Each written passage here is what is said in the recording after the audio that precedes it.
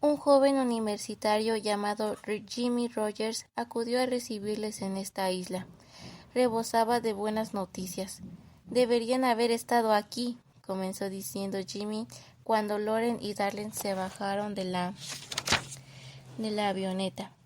«Dios nos ha abierto muchas puertas. Incluso antes de desembarcar, empezamos a conversar con otros pasajeros y uno de ellos nos ofreció un auto y una casa para alojarnos las primeras noches. Luego consiguió un camión volquete para transportarnos con todo nuestro equipaje hasta la casa». Loren se echó a reír. Había oído decir que los misioneros usaban muchos medios de transporte, pero nunca un camión volquete.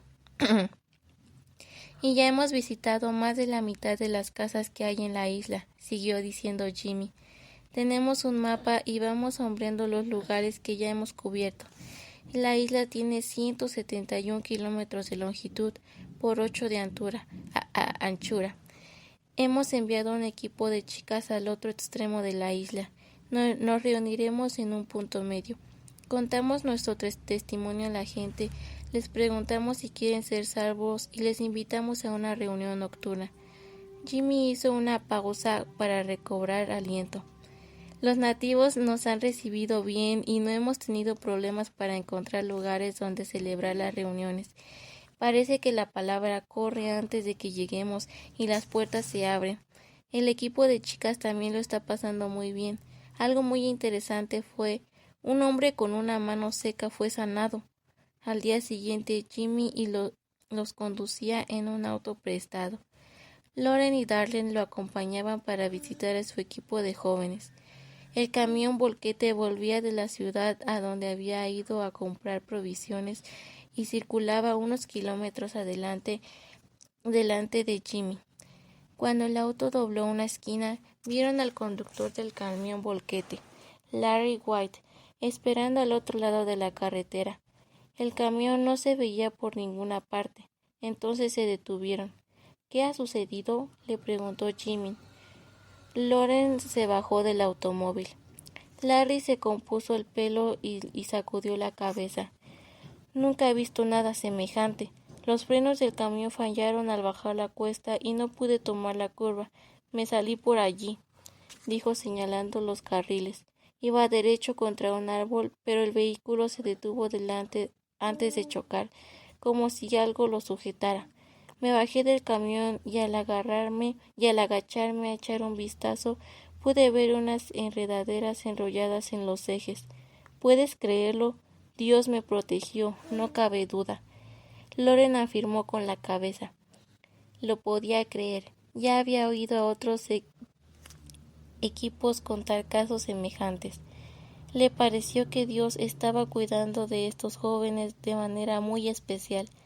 En la siguiente escala, Loren contó el incidente de Larry con el camión volquete y el milagro del hombre que tenía una mano seca, y recopiló otras historias para contárselas a los equipos que le quedaban por visitar. Mientras estuvieron en las Bahamas, los equipos de Yukon fundaron 2 iglesias, y más de 6,000 personas mostraron interés en seguir a Cristo.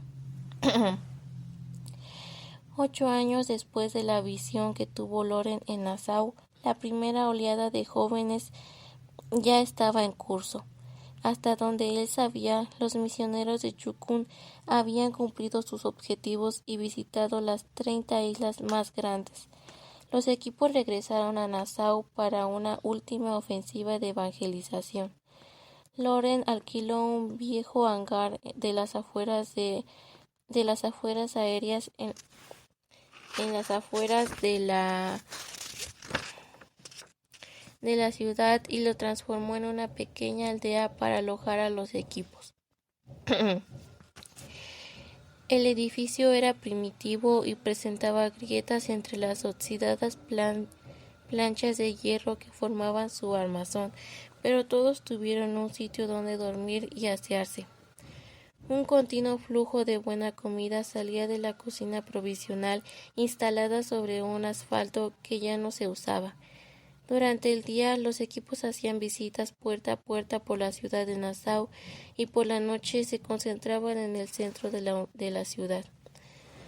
El tiempo que había sido cálido pero estable, se tornó húmedo al acercarse una depresión tropical a las islas. Una noche, cuando los equipos volvían de una concentración en camiones sin trampillas laterales, el cielo se iluminó de relámpagos y bramaron grandes truenos a su alrededor. A continuación comenzó a caer una fuerte lluvia. Los jóvenes rieron y cantaron en medio de aquel aguacero tropical, pero al llegar al hangar, Loren, responsable de la seguridad general, empezó a preocuparse. «¿Sabes, Darlene? Está entrando mucha agua por las grietas del techo metálico. A nadie parece importarle demasiado, pero me pregunto qué ocurriría si soplase mucho viento». «Sí, a mí también me parece que el hangar es muy endeble», insistió Darlene. La preocupación de Loren fue en aumento al día siguiente, 22 de agosto, cuando encendió la radio y oyó que el huracán Cleo estaba barriendo el mar Caribe y se desplazaba hacia las Bahamas. Se dio prisa en visitar al observatorio meteorológico local para entrevistarse con el director. «¿Representa el huracán Cleo una grave amenaza para nosotros?», le preguntó. El hombre afirmó con la cabeza. «Permítame explicárselo», dijo. «Si yo tuviera algún medio para sacar a mi familia de aquí, lo haría antes de que el huracán nos golpee, pero es demasiado tarde, ya se ha cerrado el aeropuerto». Loren sintió que se vino abajo. Su familia misionera contaba con más de 140 miembros. No había forma de conseguir plazas para todos en algún vuelo a Miami, aunque el aeropuerto estuviera abierto. Tendría que confiar en Dios y esperar que todo pasara.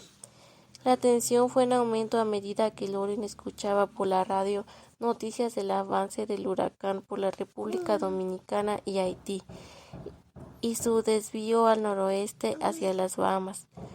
Como Loren sabía que los equipos no se podían quedar en el hangar, dispuso que fueran evacuados al Evangelistic Temple, un edificio de 2 plantas de ladrillos y cemento. Loren descansó una vez que todos estuvieron dentro de la iglesia. Sabía que allí todos estaban a salvo. También había recibido un mensaje por radio que confirmaba que el equipo de la República Dominicana se encontraba perfectamente. El huracán Cleo golpeó las Bahamas durante todo un día. Cuando la tormenta amainó, se enteraron por la radio de sus consecuencias siniestras. Hubo al menos 138 muertos, centenares de heridos y miles de personas perdieron sus hogares o sus medios de subsistencia. Loren y los equipos recordaron las casas destartaladas que habían visitado en las islas exteriores y se preguntaron cuáles habrían quedado en pie y qué nativos habrían sido víctimas de la catástrofe. «Nos iremos a casa dentro de pocos días. ¿Cómo me gustaría poder ayudar en algo?», intimó Loren a Darlene. «Podríamos ayudar si tuviéramos alimentos, ropa y material de construcción, pero necesitamos tantas cosas que haría falta un barco para transportarlo todo». Mientras Loren escuchaba sus propias palabras, una idea se apoderó de su mente. Enviar un barco lleno de jóvenes, todos deseosos de compartir el Evangelio y de dar una mano a los necesitados con motivos del desastre. Loren tuvo el sentimiento extraño de que este no era un pensamiento más, sino otro paso para el cumplimiento de la visión de las oleadas de jóvenes. Entonces consideró cuánto tiempo tendría que pasar para que todo esto se cumpliese. Los equipos limpiaron la iglesia y sacaron escombros de las casas cercanas hasta la hora de subirse al avión para volver a los Estados Unidos. No se oyeron muchas conversaciones durante el viaje. Todo el mundo estaba exhausto, pero la fatiga incluía una gran dosis de satisfacción. Loren, por su parte, deseaba empezar a proyectar cuanto antes la próxima campaña. Había aprendido muchas cosas y quería ponerlas en práctica. Multiplicación. Capítulo 12. Una vez en casa y por 2 meses, Loren y Darlene visitaron algunas iglesias para informarles acerca de la excelente respuesta que se había dispersado a los equipos de Yucum en las Islas Bahamas y de nuevas y mayores campañas para el verano siguiente. Llegaron hasta Dallas, Texas, en donde la furgoneta Volkswagen que conducía se estropeó. Tardaron 2 días en arreglarla, lo cual causó un retraso en la agenda de Loren, quien pensaba llegar a Los Ángeles a tiempo para dirigir un culto un domingo por la mañana. Partieron un miércoles. Loren estaba seguro de llegar si Darlene y él se turnaban para conducir y descansar. El jueves por la mañana temprano, Loren cedió el volante a Darlene y se echó en el asiento trasero para dormir un poco. Estaba profundamente dormido cuando le despertó una tremenda sacudida. ¡Plof! Su cabeza golpeó contra la ventanilla de la puerta. La furgoneta se volcó y sus rodillas golpearon el techo. Dio otra vuelta y su cuerpo casi se sale por una ventanilla rota.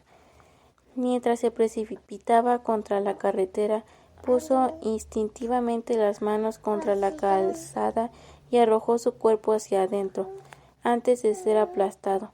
Luego hubo tinieblas. Cuando Loren recobró el conocimiento, se halló tirado en el suelo. Una nube de polvo flotaba en el aire y a través de ella pudo distinguir la arrugada silueta de su furgoneta. Se esforzó por interpretar la imagen. ¿Dónde estaba? ¿Había viajado en la furgoneta? En ese caso, ¿hacia dónde se dirigía? ¿Por qué estaba tumbado en la arena? Cuando el polvo se asentó, Loren recuperó lentamente la memoria. Aquella era su furgoneta. Las maletas y la ropa derramada eran suyas. ¿Y Darlene? ¿Dónde estaba Darlene? Se limpió la sangre de la ceja y a duras penas logró ponerse de rodillas. Entonces la vio. Yacía boca abajo en la arena. Una maleta le tapaba el rostro. Se arrastró frenéticamente hacia ella. Tenía un corte profundo en la parte posterior de la cabeza. Loren empujó la maleta y dio la vuelta a su cuerpo.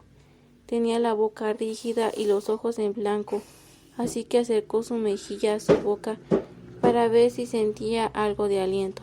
No respiraba. Pensó en hacer algo, pero no se le ocurrió nada. Estaba sentado en medio del desierto, acunando el cuerpo sin vida de su esposa. Repentina e inexplicablemente, sin saber de dónde venía, una voz le llamó por su nombre. Sabía que era la voz de Dios.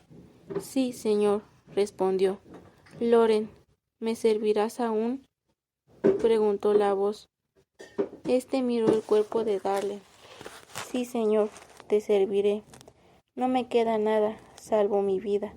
Y también te pertenece. Aquí la tienes, dijo, mientras la sangre mezclada con lágrimas le bañaba el rostro. Entonces ora por ella, dijo la voz. Loren se quedó estupefacto. Ni siquiera se le había ocurrido orar por su esposa. Como no respiraba, ¿de qué servía orar? Sin embargo, él obedeció a la voz y comenzó a rogar a Dios para que ella se recuperase. Se asombró al oír un pequeño susurro y ella empezó a respirar. Él siguió orando y Darlene empezó a respirar, aunque estaba todavía inconsciente. A los pocos minutos pasó por allí un mexicano con una camioneta e inspeccionó la escena. «Iré a buscar a la policía», gritó desde el interior. Loren asintió con la cabeza y el buen samaritano se alejó a toda velocidad. Loren siguió orando a la vera de su esposa para que no dejara de respirar. La ambulancia tardó casi 1 hora en llegar. Cuando se alejaron del escenario del accidente, Loren comprendió por qué aquel lugar no le resultaba familiar.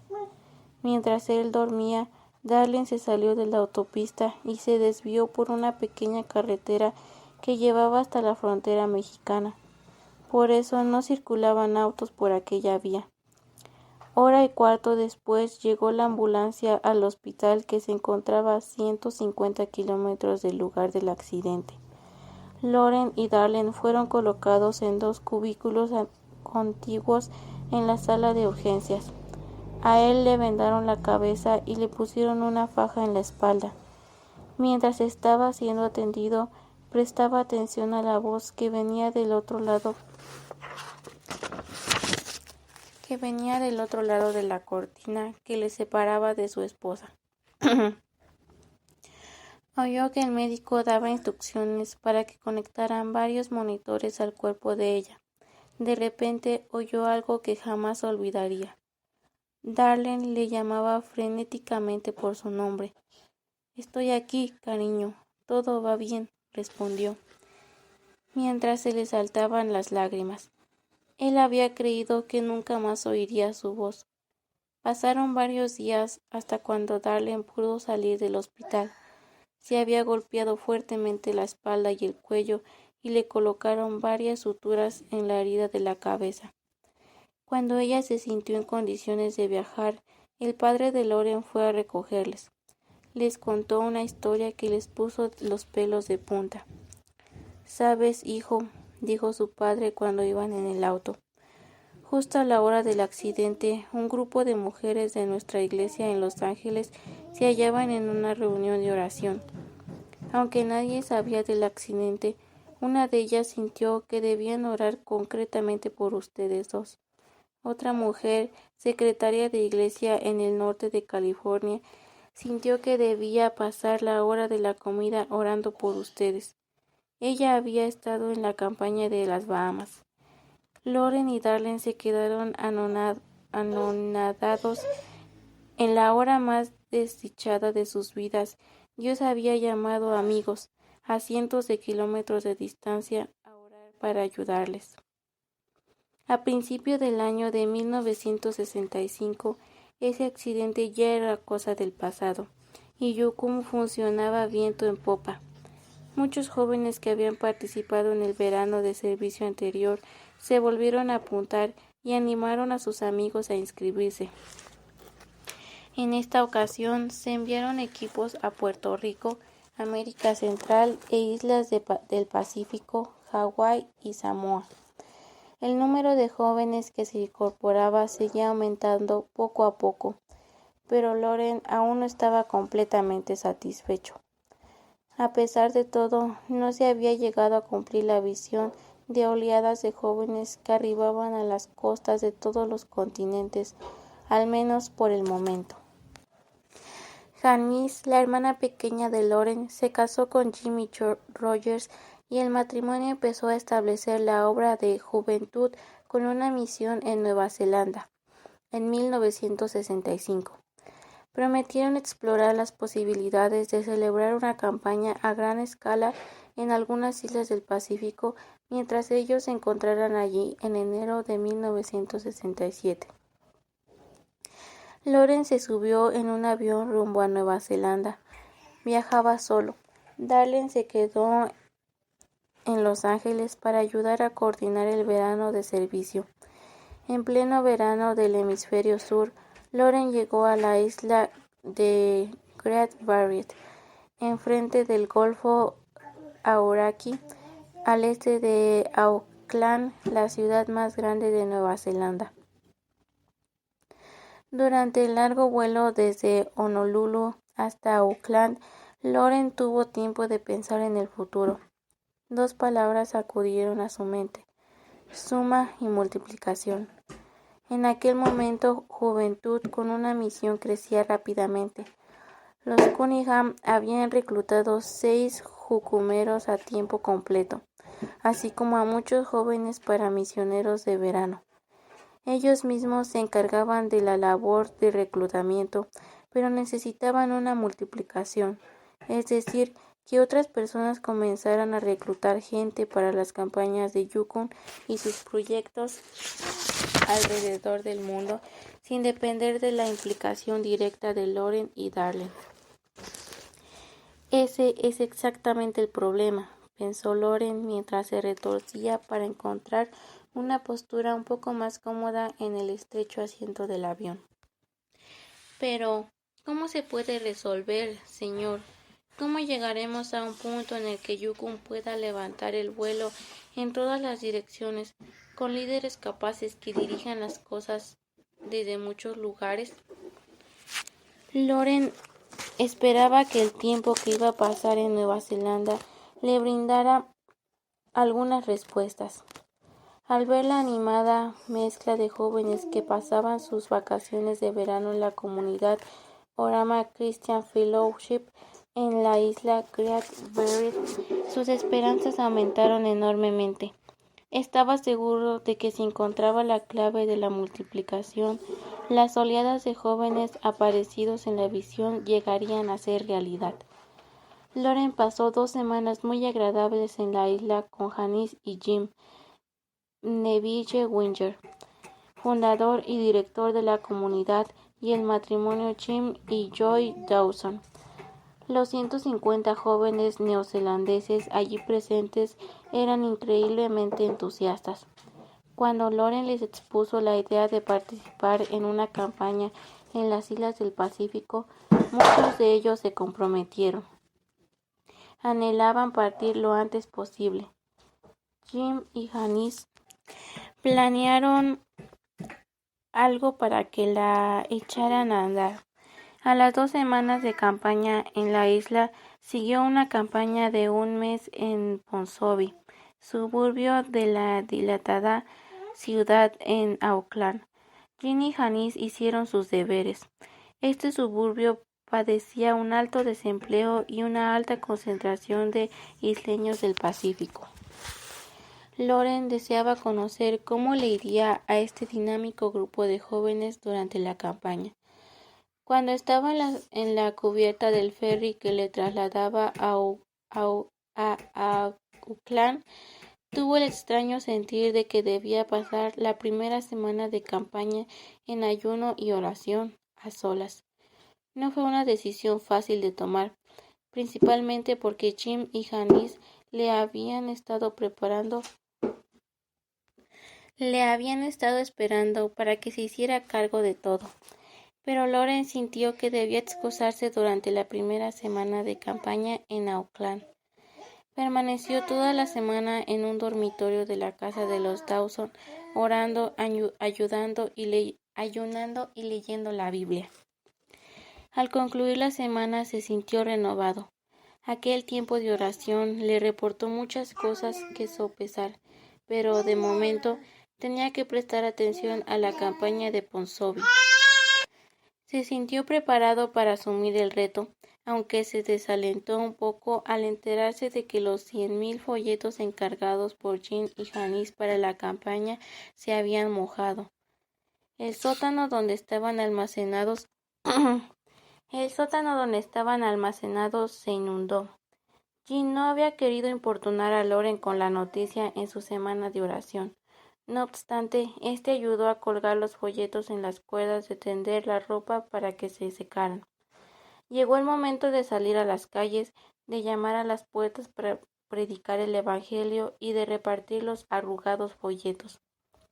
A Loren le tocó hacer pareja con un joven polinesio de 18 años llamado Kalafi Moala. Mientras caminaban de casa en casa, Kalafi le contó la historia de su vida. Nació y se crió en Tonga, un pequeño reino isleño situado al norte de Nueva Zelanda. Un año antes se había dado a la bebida y estaba metido en graves problemas. Una noche llegó a casa borracho y fue consciente de que su vida se precipitaba a marchas forzadas hacia el vacío. Al recordar los muchos sermones que había tenido que oír en su infancia, Kalafi clamó a Dios y le rogó que le concediera un nuevo comienzo. El joven le explicó que acto seguido todo cambió. Muchos amigos suyos del colegio se convirtieron y la atmósfera del centro cambió por completo. Mientras caminaban, Loren se entusiasmó.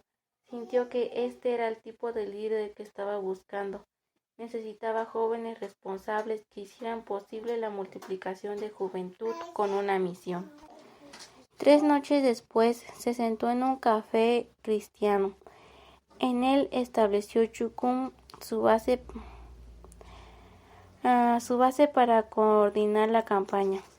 Calafi tomó su taza de café y se dejó caer a su lado. Casi tuvo que gritar más alto que la estruendosa música. Loren, creo que necesitamos enviar un equipo de Chukum a Tonga. Él asintió e hizo un ademán para apartarse a la sala de al lado y resguardarse un poco del ruido. ¿Cuándo? Fue la primera pregunta. El próximo mes de julio se celebra la coronación de nuestro rey Taufa Auja Topou IV. Tendrá lugar en la capital, Nuku Alofa, y espero que acudan miles de isleños y personalidades importantes de todo el mundo. Solo faltaban 5 meses.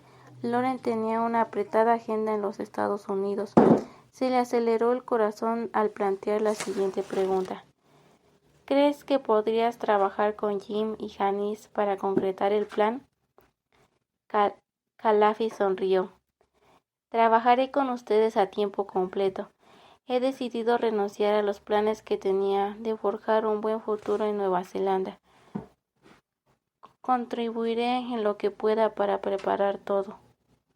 Loren devolvió la sonrisa. Muy bien, pongamos manos a la obra. En este momento supo que la multiplicación había comenzado.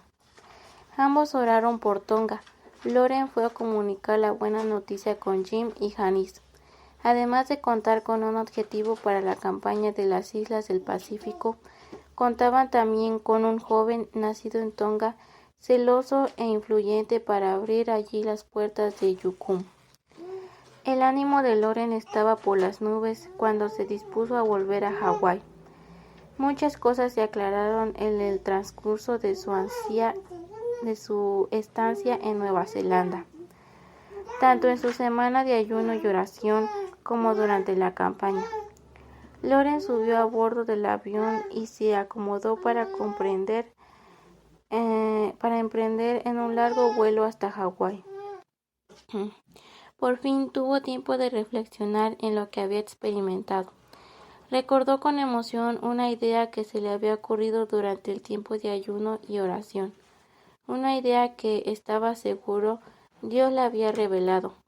Se trataba de un cursillo de instrucción, una especie de campamento cristiano en donde los jóvenes pudieran aprender los caminos de Dios antes de lanzarse a las campañas misioneras. Sería algo parecido a las 2 semanas pasadas en la isla Great Barrier, pero de duración más prolongada. Los alumnos y los maestros vivirían juntos, aprenderían unos de otros y todos procurarían atender a la dirección de Dios para sus vidas. Loren se alegró mucho porque iba a reunirse con Darlene en Honolulu para una corta vacación antes de regresar al continente. Pensó en su esposa y en la infancia tan afortunada que ambos habían disfrutado. Los dos habían crecido en hogares piadosos en donde era normal orar por circunstancias difíciles y confiar en la respuesta de Dios. Loren recordó la vez en que su madre oró por el billete de $5 que él había perdido y que acabaron encontrando debajo de un arbusto. En un sentido verdadero, los padres y los abuelos de Loren fueron jucumentos para sus propias generaciones.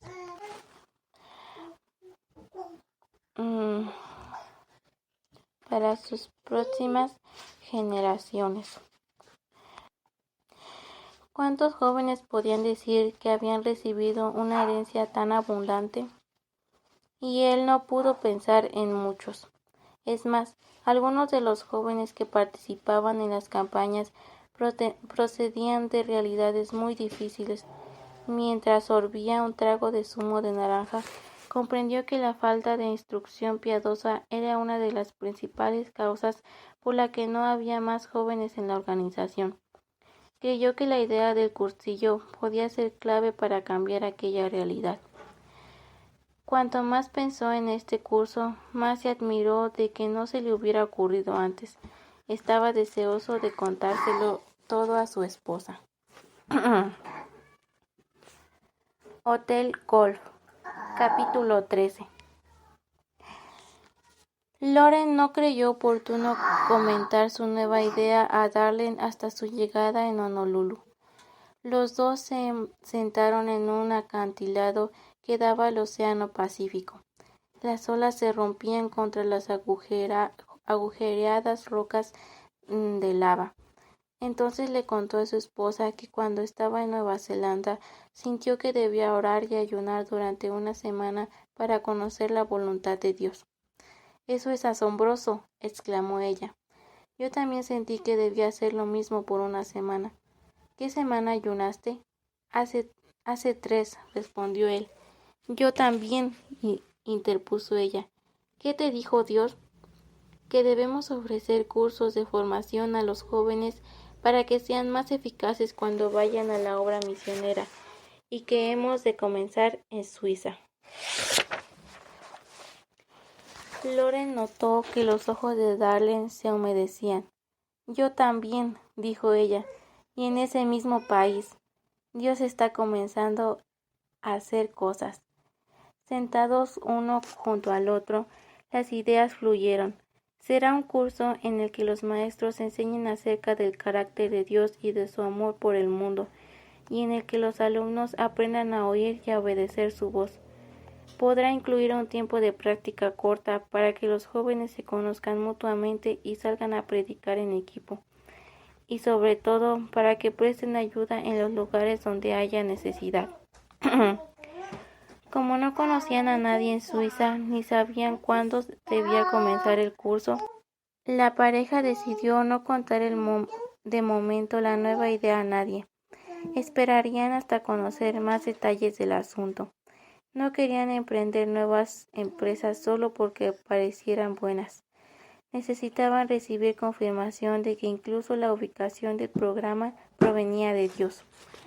Loren y Darlene tuvieron muchas otras cosas en que ocuparse mientras se aclaraba el plan del primer curso de preparación de juventud con una misión. El servicio de verano sería este año más grande que nunca. Un equipo viajó a Montreal, sede de la Feria Mundial, con el objetivo de distribuir un folleto informativo en todos los hogares de Quebec. Otros equipos